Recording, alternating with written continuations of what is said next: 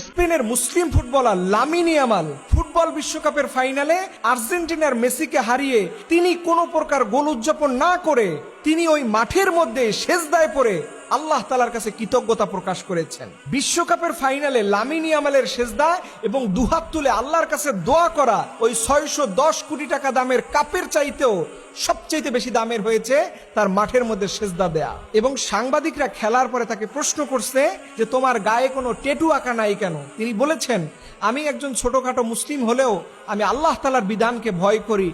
Tattoo আঁকলে নামাজ হবে না, ট্যাটু আঁকলে রোজা হবে না, আল্লাহ তাআলার অপছন্দনীয় বান্দা হয়ে যায়, তাই আমি আমার জীবনে কখনো ট্যাটু আঁকবো না। এবং এই লামিন ইয়ামালের জয়ে মুসলমানদের বিজয় হয়েছে। আপনি দেখেছেন মিশরকে বাদ দেওয়া হয়েছে, ইরানকে বাদ দেওয়া হয়েছে, মরক্কোকে বাদ দেওয়া হয়েছে।